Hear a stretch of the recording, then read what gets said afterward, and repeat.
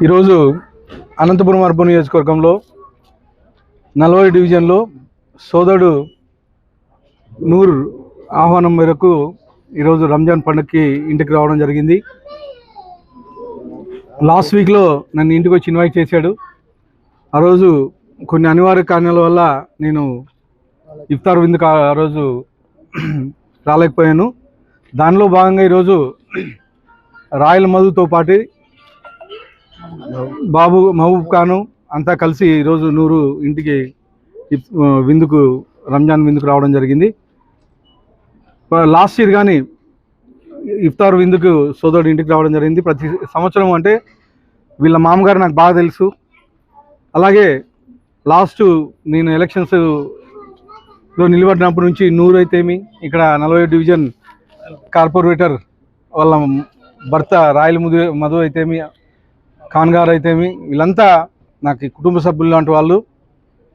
ఏమన్నా చిన్న చిన్న సమస్యలు ఉంటే మేము ఇంట్లో సాల్వ్ చేసుకుంటాం, అంతేగాని బయటికి ఎవరో దూరి దీన్నంతా రచ్చ చేసి అదేదో ఓ భూతద్దంలో చూపించే విధంగా లాస్ట్ వీక్ అంతా రచ్చ చేయడం జరిగింది.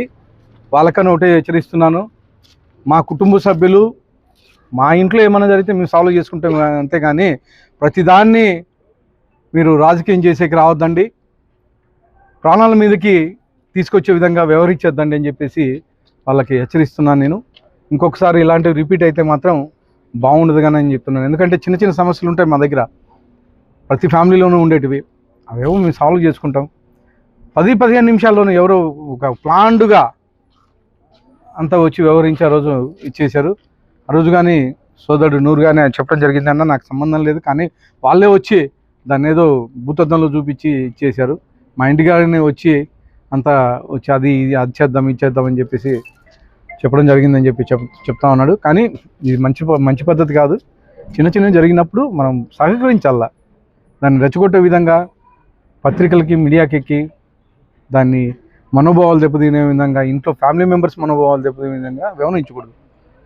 ఇంకొకసారి దయచేసి జేఏసీను లేకపోతే ఇంకోటి వాళ్ళకి చెప్తున్నాను, దయచేసి ఏదైనా ఉంటే సహకరించుకొని మాట్లాడుకొని వెళ్ళిపోదాం.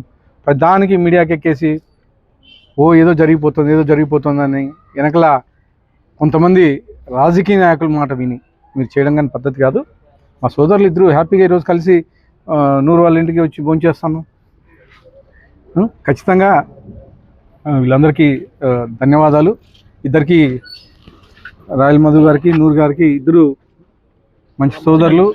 ఖాన్ గారు వీళ్ళంతా పొద్దున్న లేచిన నుంచి మొహాలు చూసుకుంటారు, పక్క ఇల్లు.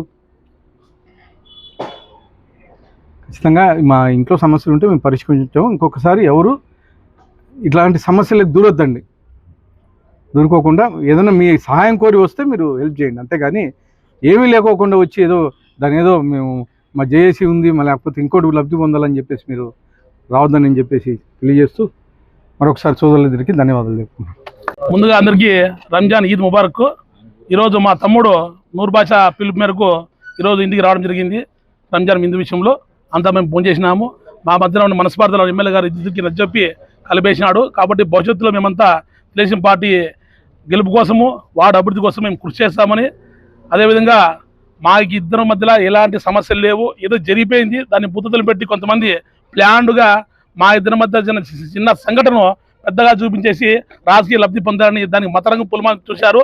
పెద్ద నాయకులతో వచ్చి మాకు లేనిపోనివన్నీ మా వార్డులో కలతపెట్టారు. ఇక్కడ హిందూ ముస్లిం బాయిబాయిలు ఉంటాము, దాంట్లో ఎలాంటి మార్పు లేదు.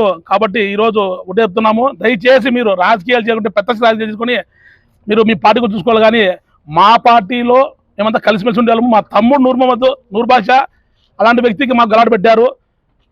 మా తమ్ముడు నా గెలుపులో చాలా పాత్ర వహించాడు.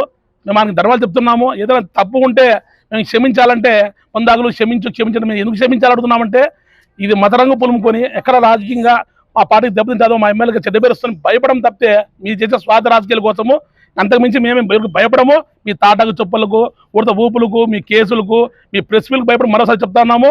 ఆ రోజు నేను మాట్లాడంటే మీరు తలకాయ ఎక్కడ పెట్టుకున్నామో తెలిసే కాదు. ఏమంటే ఎమ్మెల్యే కూడా చెప్పారు, తగ్గుదాము, పరిస్థితి బాగాలేవంటే మేము తగ్గాము తప్ప మేము వెనుకకు వేసామంటే మా ఎమ్మెల్యే గారు మాట కోసం అంతే అని చెప్తాను. Thank you.